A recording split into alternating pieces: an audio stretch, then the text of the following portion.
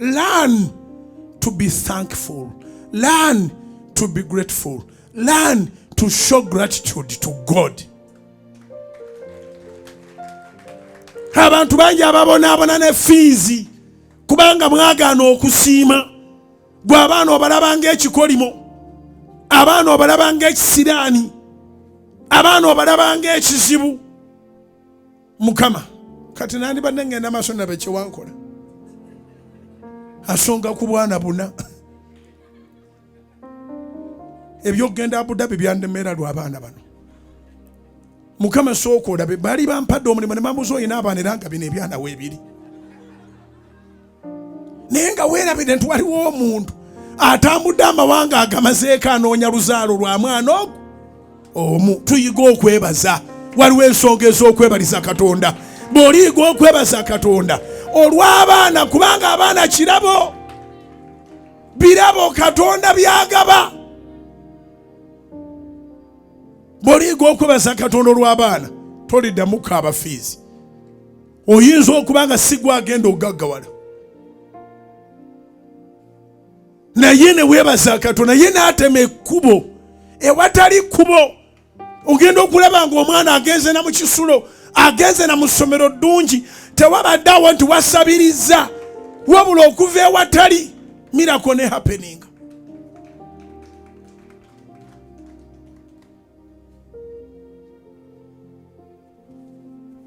Bwe bagamba nti buli mwana azaalibwa n'omukisa gwe, kitegeeza ne yamuzaala musiimu. Omwana kituufu alina omukisa gwe kubanga era alina ennyindo ezize separate from yours. Osamuka gwe naye asamuka gwe. Kitegeeza Mukama asobola omulabirira ne bw'oba toliiwo. Naye bw'aba akyali mu mikono gyo, mu blessing, mwebalize Katonda, mulabe nga blessing, muyige okusiima. Ku Sande tugenda kwebaza Katonda, ne wiiki eno nsaba Katonda nnyambe mbeere nga mbayigiriza nange nga bwe njiga ekigambo ky'okusiima. Abaami bammwe baavu kuba temusiima. Otambula n'ojja mulancawo n'ogamba Mukama naye natomera, kati oba olinzijjako ddi ekintu ekyo? Ogamba watomera naye aliyo alwanagana n'ebitipa. Musenyu agutika bwe guyiika kuba naawe eno toli musiimu. Olunaku lw'olisiima Mukama okuwa omusajja, oyo omusajja ajja gaggawala.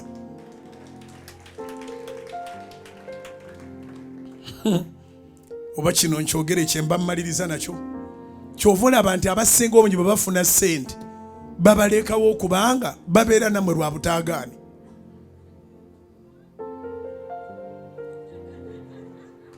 Abeera naawe ng'akimanyi tosiima, zalekawo tosiima, bw'akomawo tebikwatako.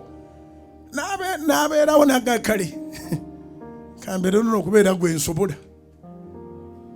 Olunaku lwafunye obusobozi obusingako awo n'akulekawo n'osigala ng'oyoma, naye nga ne bwe wali naye wali oyoma. Mukama tomwebazangako lwa musajja oyo.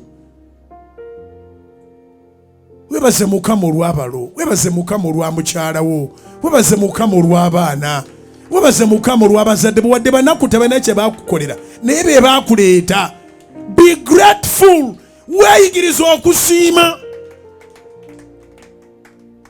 Webaze Katonda. Abalala weemulugunya lwa bitundu bya mubiri gwo, abalala tebabirina.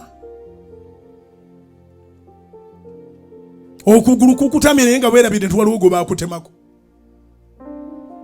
Okugulu kuno kuntamye buli kaseera kubeera kunuma, kutanuma wano kunuma kuntamye.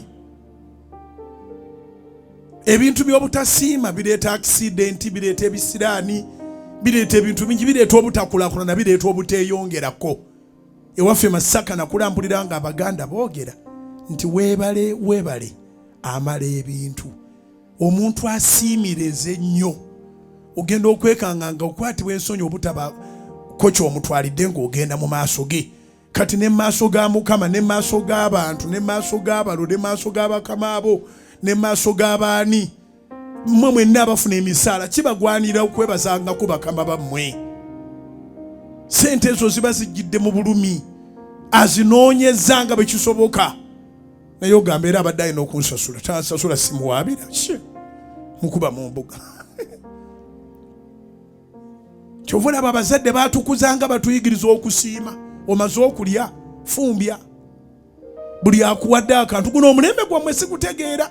Babagamba abaana tebakwatwako, naye bali benakula nabo, maama bakuwa ekintu n'otebaza, akikuggyako n'ofuna n'oluyine, weebuulira lwaki balukubye, lwaki bakikuggyeko. Tosiima kibadde kikyo, tekikuddiza.